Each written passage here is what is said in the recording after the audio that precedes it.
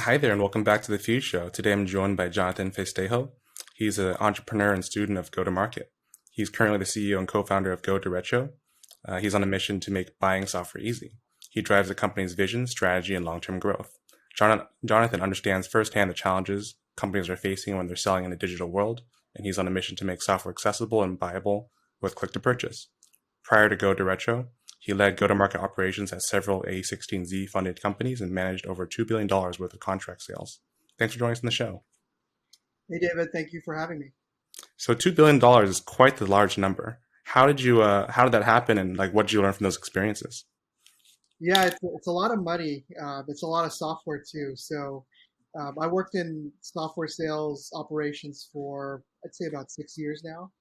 And as part of my role at the company, it's to make sure that contracts get out to customers and renewal contracts. I did a tally a couple of weeks ago and realized that I probably touched over 2 billion in my entire sales operations career. Hmm.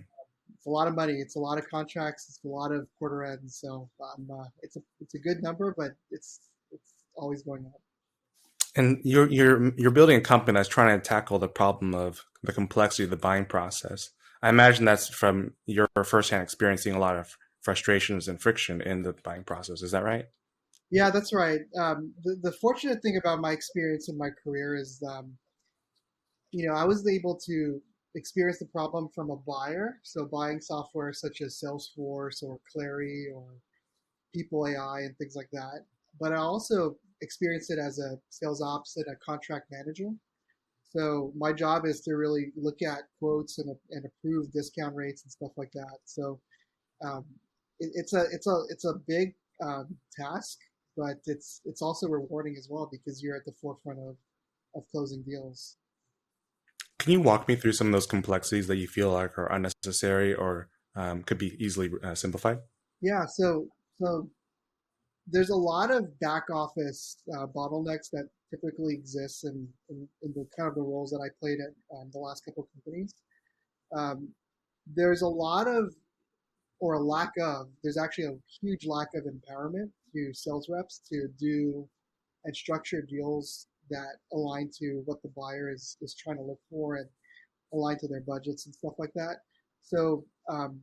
There's a lot of companies out there who's created a lot of firewalls for both the sellers and also the customers where anything that changes in the contract, whether it be 10% or versus 11% discount, there's a protocol that they have to follow where it's like you have to go back to deal desk, you have to get their approval, you have to ensure that the contract is accurate. So there's actually a lack of trust that's built out in the traditional processes today that I was a victim of as well.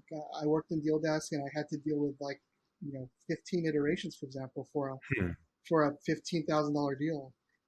So I'd say the biggest problem that exists in what we're trying to solve for at GoDerecho is enabling the sellers to be empowered, right? To be able to discount it to a certain threshold and structure the quantities and the quote accordingly that the customers would need in their purchase. So how do you imagine this scenario? How do we get to where we are today that it takes so many rounds of iterations for every nuance and feedback? Yeah, I think if you gotta look back at the history of selling software. So back in the 2000s, like you had to install the technology into like some type of mainframe or your tech stack, and nothing was really cloud based, right? Everything was on-prem, and you had to put in CD-ROM and configure everything, right? Um, and so that's how complex it was back then. It was at 6 month, 12-month sales cycle. You have to sell to the CTO, the CEO, CIO, and with this whole like cloud computing and everything's in the cloud kind of technology. Um, Buyers these days are not CTOs and CIOs and CEOs anymore. It's actually individual contributors like a junior engineer, a junior DevOps person, or a junior sales ops person. And what happened is as the market went down and made it super easy to install and purchase these products, a lot of sales leaders only knew how to sell at the high end. And as they go Hmm. down market, they still take their long structured sales processes and back office protocols with that. And it's very painful. It becomes an issue for not only the sales reps, but also for the buyers who just want access to the product. So Have getting you all that structure with MSAs, with privacy policy, with GDPR, with um, red lines of commercial terms, like we actually the legacy processes invite that to the sales process when you just want to buy like $5,000 worth of software for your team. have you seen any difference in trends over time in terms of going from the enterprise to enterprise, or going top down to being more bottoms Yeah, up? For example, you see a lot of like productivity tools try to target individual users, and they like I guess they're able to sell once they have enough users within the org using their tool, and they sell like a larger contract to the entire org. yeah. I think the number one trend that I've noticed, and there's probably a lot of trends out there. The number one trend I see is what I hear in a lot of board meetings is you got a VC saying, hey, you need to go down market, right? You need to Hmm. seed these types of buyers. You need to sell to smaller businesses, things like that. And what happens is a lot of CROs is like, okay, how do we do that? And we have to retool the entire, sales playbook. So that's one observation and trend that I've noticed. And the other observation I've noticed as well is people struggle. Like they don't know how to go from selling $1 million software to selling to a startup that's probably just needs like $10,000 worth of software. But they're a unicorn in the space where they're probably going to have to grow their usage or their subscription with that vendor over time. And so there is a big struggle in the market around going down market, and vice versa. There's a big struggle from going to a freemium to, like a starter pack kind of subscription to buying like 6 figures or even 7 figures worth of product. So um, nobody's born in a go-to-market where they want to do both. It's either one way or the other, and it kind of sets the business up for a massive retool in the short term as Hmm. investors want them to kind of achieve and succeed in both kind of go-to-market uh, plays. So you just mentioned a lot of the processes it looks today for two different types of companies. Which would you say is closer to your, I guess, ideal customer, and how do you find these people? How do you interview them? How do you get their feedback? Yeah. So the question was like, which kind of process do I kind of think is the best?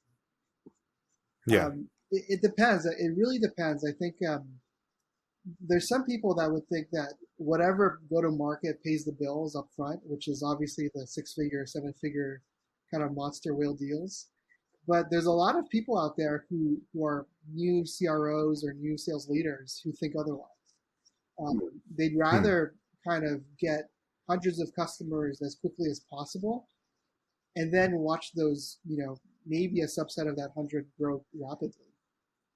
And they're literally their entire organization is born using your product, and everybody is now more of an advocate. So as the company grows, their usage automatically grows, and the product's super sticky. And as they become a Series D, Series E IPO company, they're still using the product, but at a huge and massive scale. One of the things Hmm. that I learned a lot, kind of starting my goDerecho, is what a lot of sales leaders have to say about this very question. And the answer that kind of um, blew my mind was a guy, I forget his name, but he said the biggest mistake I ever made as an early on CRO was celebrating and continuing to find the same type of transaction, and that transaction was the 7 figure deal that I got. So what kind of messed him up was like he invested all his time in finding the big whales, and his competitors Hmm. tried to find the small fish, and those small fish become big fish. And short term, you know, the next time that the CRO said, "Hey, would you like to use my software? Would you like to purchase from our company?" Everyone's saying, "Oh, I'm using your competitor." I started off with them a year ago, so it was really hard to pull them out and replace them with their technology. Hmm. Do you also subscribe? Do you feel like you've heard the same sentiment from other people as well? I think so. I think a lot of the CROs and sales leaders that I've worked with in the past are trying to figure out how to really sell down market, how to get to the smaller customers that probably will be very meaningful in the long term. Um, People are starting to realize the land and expand is a huge and beneficial go to market. Yeah. So within the scope of goDerecho, where are you trying to find customers right now in terms of like size of their market and size of their software packages? That's a good question. So goDerecho is kind of still in stealth mode, so we have just a few design customers. But one of the biggest advocates of mine and also a big mentor was don't ever sell to the people who are not converted. There's a lot of leaders out there and sales leaders that um, are very stuck, I guess is the right term, to their traditional way of selling. And they love to sell to the CIOs and CTOs, and which is fine. Like there's a lot of technology that you have to sell kind of at the top down kind of sales market. Um, but they said don't try to convert them. It's too hard to do that, and it's going to take a long time. What you should do is sell to the folks who really understand that a land and expand and a kind of a bottom up sales go to market is the right way to grow their business. I think our technology Hmm. and goDerecho really plays nicely with those types of folks who have that mindset. Although our product also supports and facilitates transactions on the very high enterprise ASPs, but our sweet spot is really for the land and expand because that's where automation and digitization really is really needed because the low ASPs are transactions that yield a smaller margin that produce a higher CAC, cost of acquisition. And when you see all these publicly traded software companies, their CAC and their margin is really bad, and that's because they brought their enterprise sales process to the lower ASP transactions, and that's where they burned the most cash. Hmm. And how do you find these people to either interview for their opinions as to what they truly want or to get their opinions on your platform? Yeah, I think what's a really interesting trend, and I think you see it too as well, in your startup. But the younger, kind of newer CROs in the market and the CEOs are more open to understanding how to do things in the 21st century. So digitizing, going digital first. How do I avoid hiring a full-blown like back office? I only have $3 million of seed money. How do I use that money more effectively? And they're open and willing to kind of hear what my team has to say and what goDerecho could potentially do for them. And it's very Hmm. healthy conversations. Like it's a I learn a lot from these guys and these gals. Um, but those are the types of people that I love speaking to because they kind of speak the same language as us, and as they grow, eventually I think goDerecho could really add value to their business. What are some of the things you've learned either about yourself as a person or yourself as an entrepreneur in the process of building this company? That's a hard question, but also probably a fun question to ask and respond to. Um, the one thing I learned about myself is I don't know all the answers.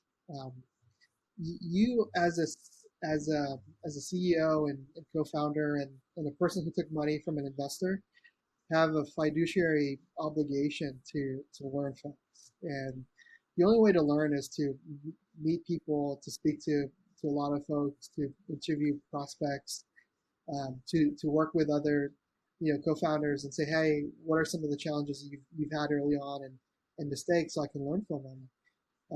And that's what I spend a lot of my time doing at goDerecho is really engaging with a lot of folks, getting their opinion, and kind of doing a transfer of knowledge with them. And so the number one learning is, um, you know, is I don't know all the answers, but you got to go find them really quick. And then what about your learning as a leader of like leader of people as well as leader of strategy, leader of I guess finances? Yeah, leader of people. I think so. We have a team of four total. The number one thing that I've learned is, I'm not the smartest person in the room, and you have to learn from them as well. So We have John Louis, who's the CTO and co-founder, and there's a lot of things I don't know about technology and and even the core of what how goDerecho works. And so it's my obligation to really learn and listen and understand what the right way to build something is. And I have a lot of requirements for him because I have like 11 years of go-to-market experience. I want to just have software do my job. And there's limitations of software as well, but we can map out like what can we do in .5, what we can do in version 1 and version 2, and mapping all that stuff out and understanding what's workable and what's not workable from a technology standpoint is fascinating. So my other observation of being a leader of first people is learn from them, and in the future as we hire more people, I definitely want to hire people who are much smarter than you, because that's what's going to propel your business and your culture. And if you have a team of 8 players, I think there's no place but up. And I've seen it work really well in previous companies I've worked at. So I guess the challenge is everyone would love to hire people who are smarter than them. How do you, what is your approach to doing so? Like, what is your philosophy around um, making your company an attractive place for them to be? Yeah, you gotta build out a ecosystem and culture around, people can make mistakes and learn from them, be better Hmm. at what they do within the company that you've built and people are building for you. Um, One of the interesting things I've ever um, learned early in my career was at a startup I worked at called Vungo. So Vungo was a gaming advertising company. I think I was about 23 or 24 years old, and my CEO was actually younger than me. He was first startup, came to the country, a couple of months ago. So there's a lot of things he's learning. However, he spoke to a team of what we were about 15 to 17 people at the time, and he said, "I want to create a company where you guys use Vungle as a stepping stone into your careers. So I want you to make the mistakes here, and I want you to learn about your mistakes at Vungle, and I want you to apply your learnings at Vungle as well. And I want you to make a better Vungle with by doing that. And I want to see you become CTOs and CIOs and CIOs, in the near future." And that's probably the most inspiring thing I've ever heard, um, at a young age, was a guy who was younger than me saying these things, because it got me goosebumps. And I said, that's a really great place to work. And one day I might be a co-founder and CEO, and I want everybody around me to have those types of goosebumps. And So the reason I just looked down at my arms, I felt like I just got goosebumps too. I'm like, will it show in the camera? And unfortunately, I don't think it will. But I was like, dang, that's yeah, very insightful that for but that I've young of an I've age. worked at a lot of companies, David, and unfortunately, it's very hard to find a company where you get goosebumps every day. Um, and Hmm.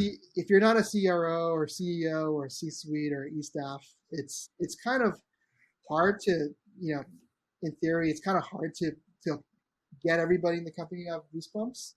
But if you're a manager, if you're an IC, you can do it at a smaller scale, right? When you have a daily stand-up, when you have a team meeting, when you have a cross-functional meeting, you can get people goosebumps, but at a smaller, population, and that might actually turn into more goosebumps in the company. But it's really hard to find companies who have inspiring leaders, and they're inspiring as a natural default. Um, but with goDerecho, like my vision is not to be the one who's giving people goosebumps, but the people that I hire to give those people goosebumps. And that's how you make a really great company. What's your strategy for finding these people and interviewing them? It's different, at every single different phase of the company. I think it's different when you're a 400-person company, and it's different when you have 3 people in the room. Early on, and I can speak to this early on, um, at a small startup, I think you have to hire people that you've probably worked with in the past, and actually the goDerecho team is a bunch of folks who know each other. Like John Louis is the husband of a really great friend that I worked at Lithium Technologies, and I hired Amaya at Signal FX to run deal desk and pricing and packaging. So, John Louis is a guy that I've known for a very long time, and he was one of the co-founding, engineers at Eat Club, and so he has the technology, Hmm. experience and background, and he has a skill set. But I know that I can trust him because I know him for quite some time, and he brought on a bunch of folks who he's worked with in the past as well. And when you hire people that you're immediately thinking back to the history of working with these folks, and you're immediately checking for culture and skill sets and stuff like that. And your mind will probably produce a result in a matter of seconds that, yes, this is a person I'd love to work with again, or this is not a person I'd probably work with ever.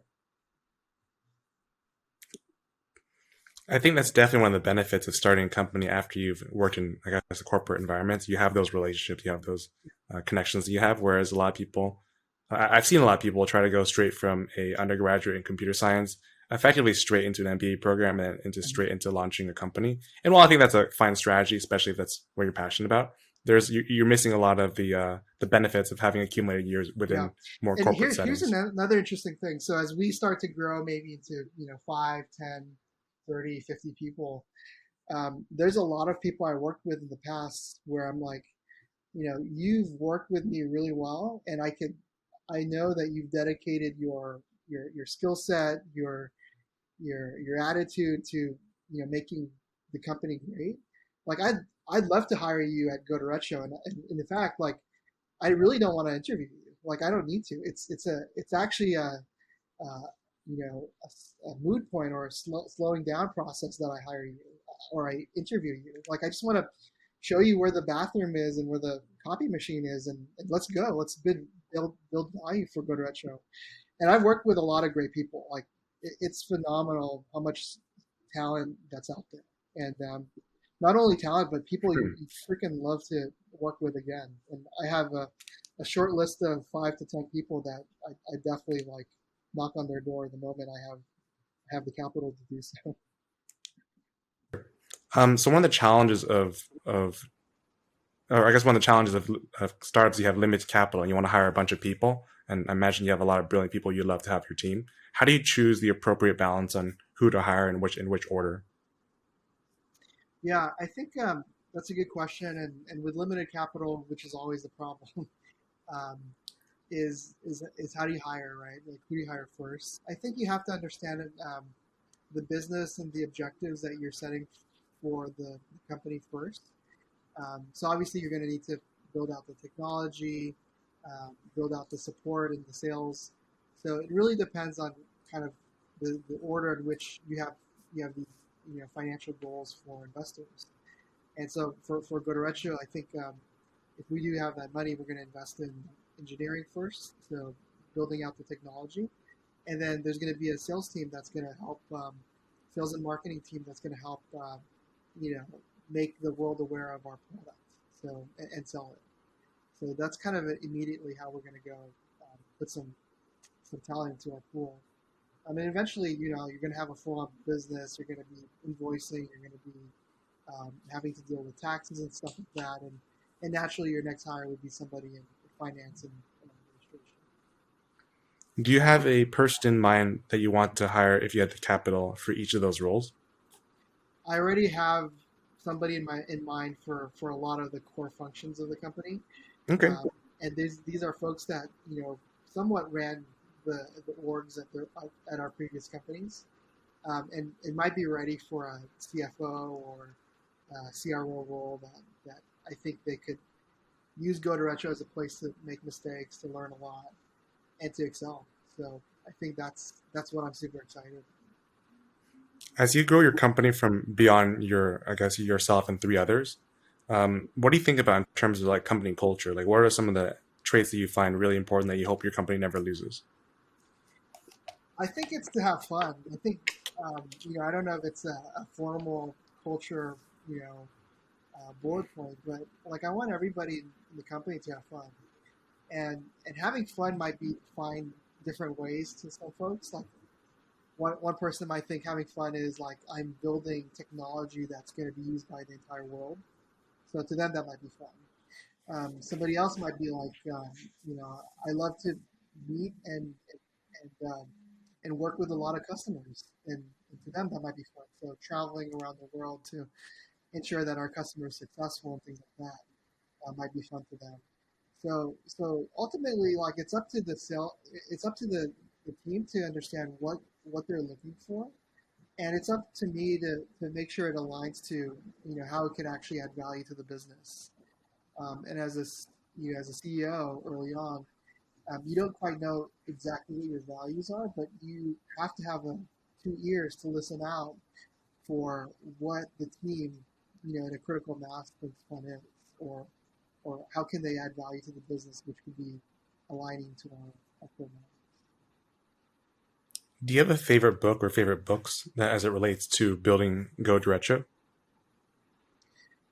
I don't have a favorite book, but I've been reading a lot of things right now that could be my next favorite. When you have the CEO and co-founder kind of role, you kind of look for things that will help you, early on in that type of role. And the few books that I'm reading right now is The Hard Thing About Hard Things with, Ben Horowitz. Actually, my boss is spoken about many times within the book. And the other one I'm really enjoying right now is Zero to One from Peter Thiel. And there's some chapters in there that are my favorite chapters in all the books I've read. So it's very meaningful for me, having this role as a leader in the team.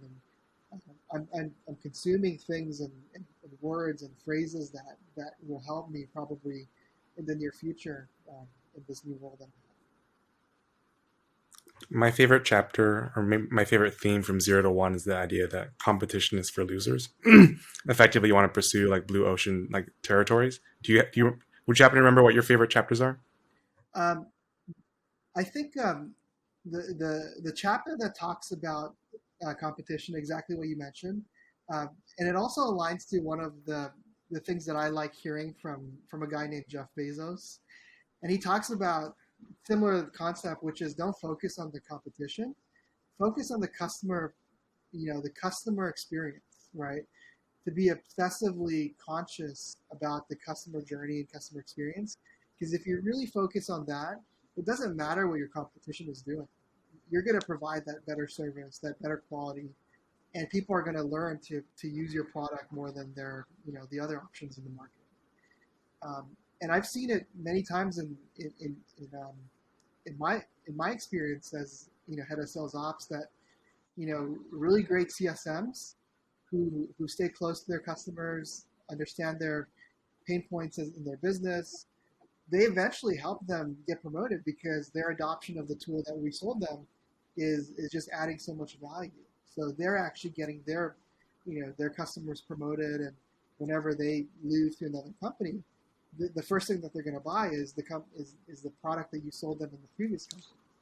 So really understanding the customer, because everybody's a human, everybody has the same goals. They want to succeed in their career. They want to be perceived as adding value to their business. I think ultimately, if you focus on that, I think you could be very successful. So um, that's why I think that's a very interesting chapter you mentioned, and exactly what I think is super important in startup. One of the challenges I think of startups is the fact you have to always like balance various things, and the top two things are your customers and your like how much capital you have to like serve those customers.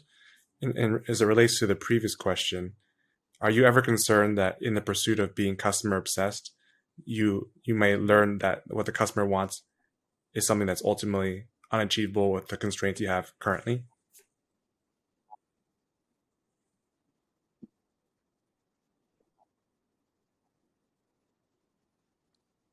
Yeah, I mean, I think that's an interesting concept and question. Um, I think that's why goDerecho can be super valuable to businesses um, because we automate a lot of stuff that typically Hmm. restrict a customer from seeing the value or getting the product installed or getting the quote or the order in a timely manner. We allow them to get it in a matter of seconds and activate their subscription and start to build out value into their business. And one of the things that Jeff Bezos mentioned a while back was the best service is sometimes self-service. And so when you give that avenue for a customer to transact and to become a customer and get access to your product, by default, they're probably going to give you the highest NPS score because that experience was great. It was a self-service experience. But ultimately, Okay. So, yeah, ultimately answer your question, I think that's a golden question is how do you balance capital with what you can provide to your customers. There's never a right answer, and it's probably an answer that could be answered when I have a bunch of customers under our belt. But that's a really okay. $1 million question. So in your as you go down the route of being an entrepreneur, um, this is one of your early, relatively like first times of being an entrepreneur. Is that right? It is. It's one of the. It's probably the farthest I ever went. There's a bunch of ideas that I had in the past. It didn't align to what I was good at or what my passion is. Um, but fortunately enough, goDerecho is something that super aligns to what I've been doing in the last 11 years, and it's something that really I'm very passionate about. So this is one of the, this is the B1 startup that I built, and I'm super excited about. How do you find mentors and advisors that guide you in your journey to help you learn the things like generally every entrepreneur should learn, especially as it relates to the specifics and niche of your business? Yeah, that's an interesting question. This is probably a Malcolm Gladwell kind of response, but the people I end up speaking more to in my careers are people that I enjoy working with. And the people I enjoy working with somehow become the ones closest to me. And the Hmm. more that I can, speak intimately about some of the things I'm doing in my personal life, like maybe founding a company or solving a problem, not in the workspace. And so by default, the people that are now my investors and mentors and advisors are the people I've enjoyed working with. So the folks that have put money on goDerecho are very highly skilled Andreessen Horowitz backed CROs and heads of sales, and they all have a diverse kind of nugget to give the team around wisdom and advice. And I just actually hung up with one of our advisors and investors early prior to the call, and I freaking learned so much things there, the hour that I was with him. And so, by default, like I end up taking money and getting advice from the people I've enjoyed working with in my career. Can you elaborate on what you learned from that 1 hour? Yeah, there's a whole bunch of notes. The one thing is pricing and packaging. Who is your buying persona at goDerecho? Why would they care about your product? Are they too busy to care? Are they dinosaurs and they just don't know how to do new things? Um, a lot of that stuff. It's a whirlwind of knowledge and information I got, and it's going to take probably an hour later today to kind of just synthesize and prioritize the learnings, but it was great, valuable information. Do you have a structure for yourself that you go through either on a like daily or weekly or monthly basis to, I guess, synthesize all of your experience and come out with this is what I've learned, this is what the next step forward is? Yeah, that's a good question, and the answer to that is not yet. And it's something that I need to do as a leader and also as a person. Um, but having allocating 1 or 2 hours a day, or maybe at least 2 hours a week, kind of to recap my week, what I've learned, what I need to apply into my business, is I think something that I need to do as soon as possible. And I think I'm going to go spend some time designing and what that schedule looks like. Um, but it's a learning experience. I realize that this is necessary. I've only it's only been 3 days since I left my company to be a full-time CEO and co-founder. So there's a lot of things on my list that I need to do, and that's what definitely Okay. Congrats, by the way. It's a fun journey. it is. It's refreshing. Second to last, Yeah. Sorry, go ahead. It's refreshing because you've learned so much stuff in the past about what's a good company, what's a bad company, what are things that people do well, and what's things that people don't do well. And if you're smart, you take all the good things and you leave behind all the bad things, and that evolution of culture and great companies to work for only get powerful because there's people out there who do that kind of sifting and selection and applying that to their startup. Second to last question. What advice would you give founders or soon to be founders who are watching this episode? Um, I think the number one advice is only listen to people who have the power to say no.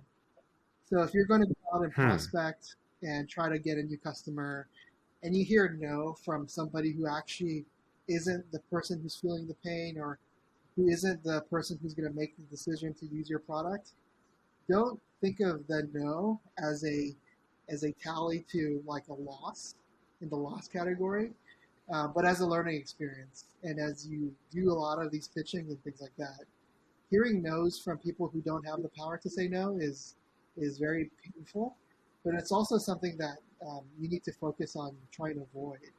So try to speak to people who have the power to say no than the people who don't have the power to say no.